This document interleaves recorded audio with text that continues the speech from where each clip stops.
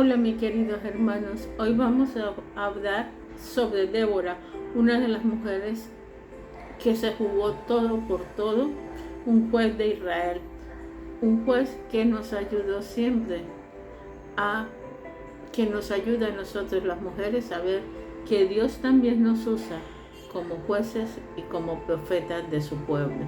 En marzo de 1990, Hank Carter estaba a la cabeza de todos los basquetbolistas universitarios de los Estados Unidos en puntos anotados y rebotes atrapados. En ese mes, en plena acción durante un partido, este joven talentoso cayó al piso del gimnasio y ante una de las miradas de los espectadores falleció.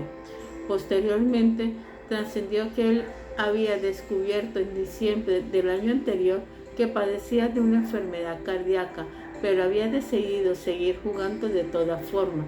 Leía en un artículo en estos días que enumeraba a varios deportistas de fama mundial que habían puesto en peligro su salud por seguir compitiendo. El actor aventuraba algunas razones posibles: el amor al deporte, la fama, el dinero, los juegos. Expuso una más: que los más grandes atletas están dispuestos a correr siempre grandes riesgos. Este análisis bien podía aplicarse a los grandes cristianos que están dispuestos a jugarse el todo por el todo para obedecer y servir a nuestro Señor Jesucristo. Jueces 4 y 5 leemos de varias personas y grupos que tuvieron que decidir si estaban dispuestos a arriesgar toda su vida por Dios. El capítulo 4 es una narración en prosa del ciclo de apostasía, opresión, clamor y liberación. El capítulo 5 es un cántico poético sobre los mismos eventos. Apostasía, opresión y clamor, 4 del 1 al 3. Israel se hallaba en una situación totalmente desesperada. Había abandonado a Jehová de nuevo y él los había entregado a la opresión. Por 20 años habían sido explotados cruelmente por el rey Javín y Sisarra, su capitán. Era la opresión más larga de la nación había sufrido hasta esa fecha y sería la segunda más larga en todo el libro. Por fin reconocieron su error y clamaron al Dios verdadero para su socorro. La liberación requería de personas totalmente valientes. Los peligros eran espantosos. Javín era rey de Hazor, la ciudad cananea más grande que los arqueólogos hayan hallado, tanto en su poder que encabezaba una confederación de reyes en el norte de Canaán. Esto le había acreditado el rey de Canaán. Su ejército incluía 900 carros de a caballo. Eran carros blindados, construidos de madera, pero protegidos con láminas de hierro. Los opresores crueles no tenían reparo en matar a cualquiera que se levantara en su contra. ¿Había algún israelita dispuesto a intentar levantarse para liberar a su pueblo? La osada libertadora o los osados libertadores. La primera palabra que se atrevió fue una mujer. Por temor a los cananeos, los comerciantes israelitas no se atrevían a viajar por la carretera y los campesinos habían abandonado las aldeas y sus sembrados para buscar refugio en las ciudades que estaban totalmente amuralladas. Estando en esa coyuntura, Débora fue quien se levantó como madre protectora de su pueblo. ¿Qué podía hacer una mujer frente a esa situación? Primero llamó a Israel para que rindiera cuentas al Dios. El hebreo, la última oración del 4:5 dice literalmente: y los hijos de Israel subieron a ella para el juicio. Débora hizo lo mismo que Otoniel y Samuel en sus respectivos tiempos. Señaló a los israelitas sus pecados para que lo confesaran y buscaran a Dios. Luego, como profetisa, Débora llamó a Barak y a los varones de Neftalí y Zabulón para que retaran al ejército de Javín. Cuando Barak titubeó, ella le apoyó, aceptando acompañarlos hasta el mismo frente. Allí le impulsó a la batalla. Por su intervención denodada, tuvo el privilegio de presenciar la liberación y después de entonar un cántico de alabanza a nuestro Padre Celestial, 5:1-12. Ahora piensa, ¿qué peligros corrió Débora al instar a Barak y a los israelitas a enfrentarse con Jabín? Hay situaciones riesgosas en las cuales usted debe levantar su voz. ¿Cuáles serían estas situaciones riesgosas? Hay personas a quienes usted puede alentar a hacer cosas por lo que Dios que usted mismo no haría. ¿Quiénes son? ¿Cómo le podría usted motivar a estas personas? ¿Qué peligro corrió Débora al acompañar a Barak al frente de la batalla? Hay situaciones peligrosas en las cuales usted debe acompañar a otros. ¿Cuáles serían estas situaciones? ¿Quién era Barak? Aunque con temor y duda, Barak acató la orden divina y convocó a los milicianos para confrontar el ejército cananeo. Antes del rey David, Israel no tenía tropas profesionales. Cuando surge una amenaza, los israelitas en su mayoría eran totalmente campesinos. Se reunían para combatir con las armas que tuvieran en casa. La anuncia de los 10,000 para seguir a Barak implica que tenía renombre como líderes militar, pero por lo menos en su propia tribu de Neftalí y en la tribu vecina de Zabulón. Como Dios le había ordenado, subió con ellos al monte Tabor, que se encontraban en la frontera entre Neftalí, Zabulón y Isaacar, y en el borde norte del valle de Yesler. De ahí controlaban la ruta comercial que pasaba por el valle. Era una de las carreteras principales entre Egipto y Mesopotamia, pasando por Hazor. Para quienes esa amenaza a su soberanía y su comercio, Jabín envió a Sisara al valle con sus 900 carros de guerra.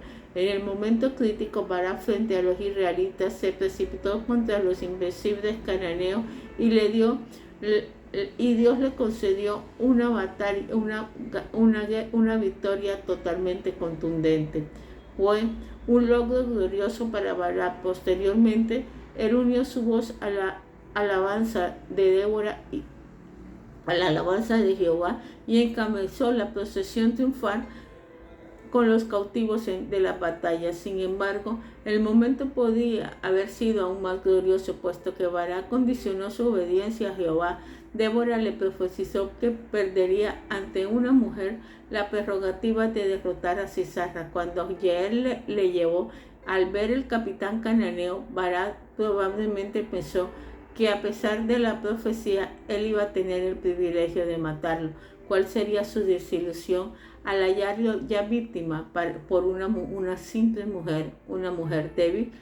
¿Fue Barak un buen líder militar o no? ¿Cuál fue su virtud principal? ¿Cuál fue su debilidad principal? ¿Qué bendiciones recibió por sus virtudes? ¿Cuál perdió por su debilidad? ¿Qué bendiciones puede usted tener por temor de lanzarse a hacer la voluntad de Dios? ¿O qué bendiciones puedes tú perder? Uno de los temas principales del Cántico de Jueces 5 es la fidelidad que se da a los israelitas que acudieron a la batalla. Llegaron voluntariamente, pues no había ninguna ley ni gobierno central para obligarlos a participar, pero también llegaron en obediencia a nuestro Padre Celestial, en obediencia a Jehová. No todas las tribus enviaron milicianos. El resto que se atrevió se enumeran en el capítulo 5, 14 y 15a, también en el 18. Las tribus de Efraín, Benjamín, Maquir, otro nombre dado a la tribu de Manasés, Zabulón, Isaacar, Neftalí. Rubén, en cambio, permanecieron en la seguridad de su vida pastoril. Sus grandes resoluciones nunca pasaron de ser propósitos sin acción. Galad, aquí el nombre se refiere a la tribu de Gad, Dan y Aser, tampoco interrumpieron sus rutinas cotidianas. Una mención honorífica se reservó para Zabulón y Neftalí, las tribus que habían arriesgado y que formaron un grueso de fuerzas israelitas. Ahora pensemos, ¿cómo reaccionarías usted cuando solamente unos pocos apoyan un buen proyecto? ¿Usted decide no participar porque no hay apoyo de todos o aprovecha la bendición de hacer la voluntad de Dios en su vida de todas formas? ¿Hay algún proyecto de esta clase que usted debe apoyar ahora? Jael 4:11. La más arrojada de toda esta historia fue Jael. A su tienda llegó Sisara buscando refugio porque había un pacto entre su esposo Jabén y Jabín.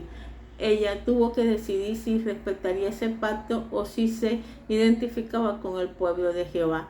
Los cananeos estaban emparentados con Israel a través de Moisés, y la mayoría de ellos en Canaán eran aliados de la nación escogida. Jael recibió a Sisara ofreciéndole protección y mostrándole hospitalidad. Sin embargo, cuando el militar se hubo dormido, ella se armó de valor y lo mató con sus propias manos. ¿Qué había pasado si él hubiera despertado? Ella también debió pensar en las posibles represalias de Jabín.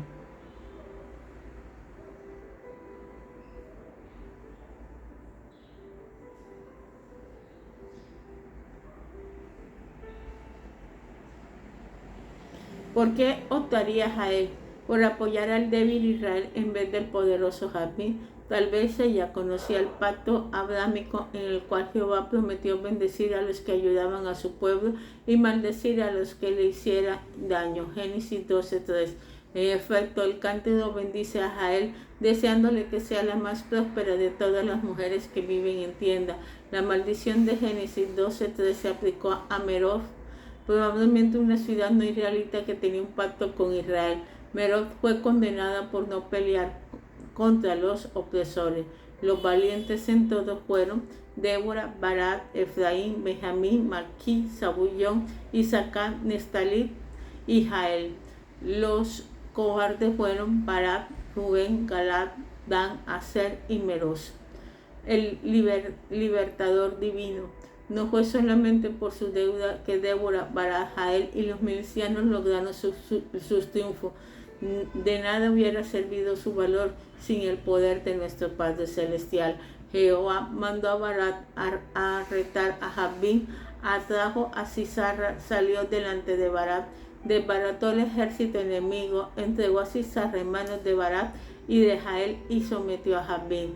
Debido a esto, un segundo tema dominante de Jueces 5 es la alabanza a Jehová por la victoria. Hasta la naturaleza se estremeció ante la llegada del terrible Dios de Israel para pelear por su pueblo. Si bien el poema hace hincapié en quienes hicieron actos de presencia, no los incluye entre los combatientes. Los que pelearon fueron los reyes de Canaán por un lado y la estrella y el torrente de Sison por otro lado. En la poesía de aquel tiempo se habla figurativamente de la estrella como fuente divina, de manera que el Señor usó la lluvia como su arma, destruyó a los cananeos mediante una tormenta que causó grandes estragos en torrentes.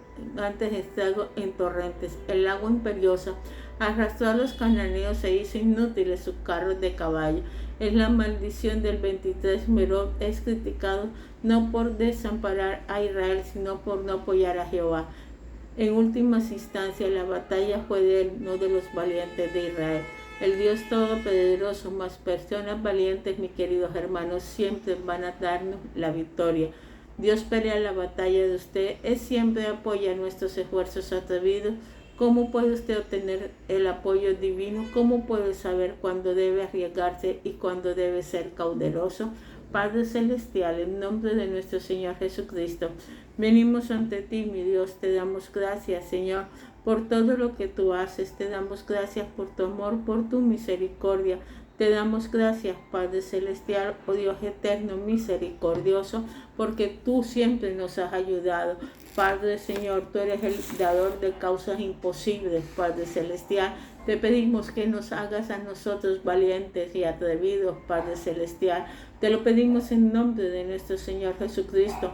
Ayúdanos, Padre Celestial, a estar en ti. Ayúdanos a seguir, Padre Celestial, esta batalla, Padre Celestial, que el mundo está enfrentando.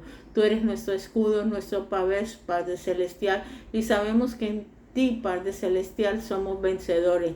Oh Dios eterno, sabemos que Satanás está derrotado y que la batalla solo se gana en oración.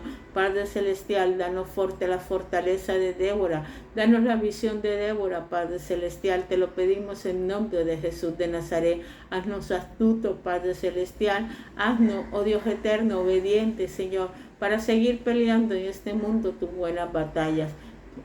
Te lo pedimos en nombre de nuestro Señor Jesucristo. Amén y amén. Dios te bendiga, mi hermano.